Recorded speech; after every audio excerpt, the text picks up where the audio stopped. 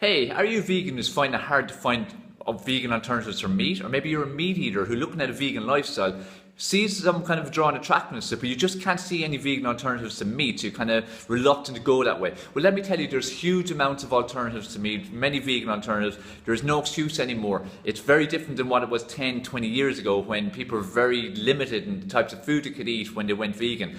That's why so many people maybe did it and didn't last with it. However, there's vegan alternatives for meat and everything. This is the first of a series I'm starting on vegan alternatives. The first one's going to be about meat. So let me tell you, if you're transitioning especially and you're used to eating burgers and hot dogs and sausages and nuggets and that kind of stuff and chicken dishes, using the fake meat type products, you know, whether it be with Fry's and McCartney, any of these types of companies, Beyond Meat, any of these companies, they're a fantastic way to transition. I'm not a big fan of processed food. I really don't believe in it at all in terms of generally, but when you're transitioning, it's important that you don't do too big a jump from what you were used to. So if you're used to eating loads of meat and fish and chicken, and then suddenly you're going to just eating grains and lentils and beans, that's a big jump. Whereas if you start eating like fake meat burgers or soya burgers, or you can get things that are made with rice, there's all different types of fake meats now, and tofu and tempeh and these kinds of things and seitan.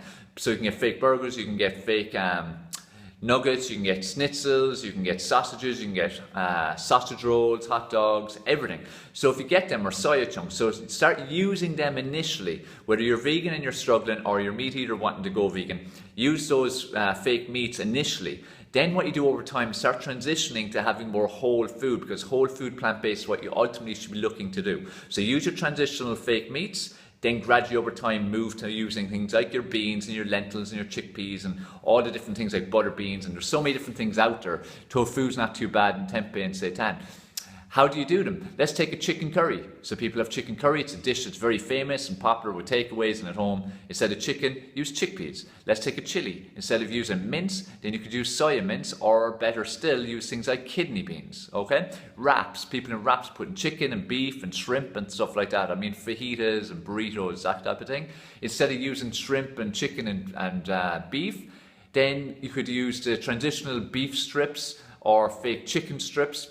Or better still, again, the whole food version is chickpeas. If you want a great tip, roast chickpeas. Chickpeas roasted, they're more solid and they're very sweet. It really draws out sweetness. There's things you could even eat on their own, but when you have them in a wrap, like we make burritos and wraps a lot, and we'd have roast chickpeas and peppers and onions. What else do we put in? Mushrooms, rice, make guacamole. It's absolutely delicious. So things like that are very easy to make. Fajitas, curries, chilies, casseroles. In terms of lasagna, instead of again using mince, use soya mince or lentils. Lentils are a fantastic way. So that's again the next step. Maybe initially it's mince, which is a bit more processed, then a move to lentils eventually, or just make a vegetable one. So it's not that hard.